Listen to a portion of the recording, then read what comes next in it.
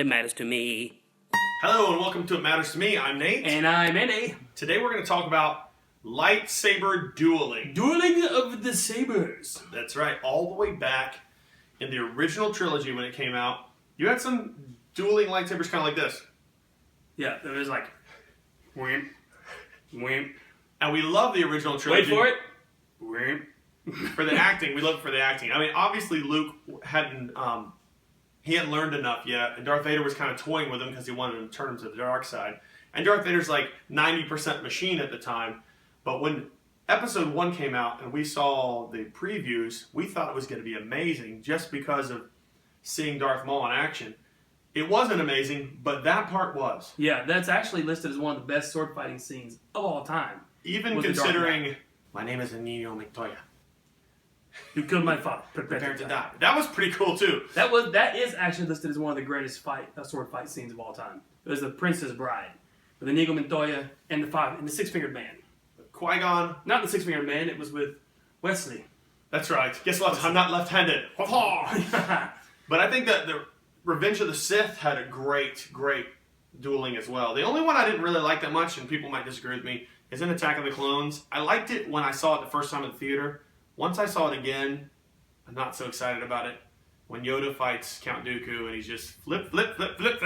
Yeah, but you gotta think about the epicness of that sword fight scene was the fact that's the first time we've ever seen Yoda move faster than a snail's pace. It's true. And when he went ape nuts on Dooku, I was kind of hoping that everyone in theater was like hooting and hollering. We were. What's going on? I was kind of hoping Yoda was in the wise side of the Force, and he was more in theory and the philosophy of it, and that there were others who trained in the lightsaber arts. But it's his turns out they all do it. Yeah, but it's his wisdom that keeps him from just showboating all the time. He's only like a big boy when it's time to be a big boy. When he throws down the two Imperial guards, it's like boom, and they're like bam. That's awesome too. Yeah. I thought his lightsaber scene between Palpatine was pretty cool though, because it was a little bit more emotional. And then Obi-Wan versus Anakin scene could not have been any better unless Palpatine had given Anakin a red lightsaber to take with him to fight, so people would know he was with the bad guys. Red on blue would have looked cooler there than blue on blue the entire time on the lava planet.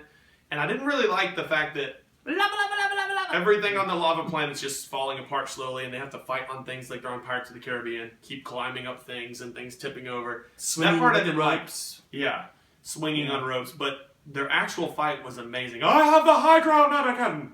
And also, here's a little tip for you parents that if you have children who have not yet seen the Star Wars movies, make sure they watch them 4, 5, 6, 1, 2, 3, 7, 8, 9. Chronological release order. Yeah, not the order in which, because I have a nephew who started with episode 1. By the time he got to episode 4, he was like, this is the poopy fight scene. I don't even like these 3 movies. And it's because of the way he watched them. He got used to the epicness of the and then he went to...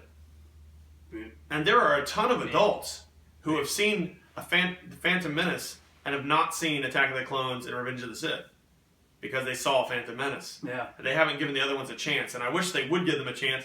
But Hayden Christensen still is in all 3 of them. He's not in the first one. That's Jake Lloyd. Oh, the you're little right. kid version. You're right. But if it seems like it's going to be the same guy. guy. Brain fart there. Yeah. But you know what? We're looking forward to, we've got the crossbar lightsaber. I don't know why it's taken anybody this long to come up with a crossbar for the lightsaber, because you think about how many hands have been chopped off? Yeah. Almost everybody in Star Wars loses a hand. Or a limb. That's right. Yeah. You've got, Dooku lost his hands right before he lost his head. 3PO lost his arm. The Wampa Monster lost his arm. Ponda Baba lost his arm in the cantina. Luke lost his arm. Anakin lost his arm. He loses it again when he turns into Darth Vader. Obi-Wan's the only one that's really, intact. Keeping it all together. Yeah. Until he's like, strike me down and I shall become more possible than you could possibly imagine. Stop. Yes. Worst lightsaber scene ever used to be Obi-Wan versus Darth Vader. But I believe that it was actually when Palpatine killed 3 Jedi who were going to arrest him before continuing to fight with Mace Windu. And his whole modus operandi as he's doing this is like this. It was very bad. And Ian McDiarmid actually said that he had no idea that he was going to be doing any fight scenes until like the day before. And so they ran him through it. But they needed to be working with that guy since 1983. Yeah. The Emperor is actually the guy who played the Emperor in 1983. But he was young and they made him look old. And then when episode 1 came out, they're like, dude's old for real. And then they could just use the same guy. And you know what? We can't end this until they know. Until they know it. That if they don't go see the movie or even share this video, they could die by lightsaber. You know what? It could happen. You're right. You could get thrusted through. You could lose. Even if you don't die, you'll at least lose an arm. It's the Star Wars way. Okay, so if you're still with us and you didn't turn it off, it matters to me.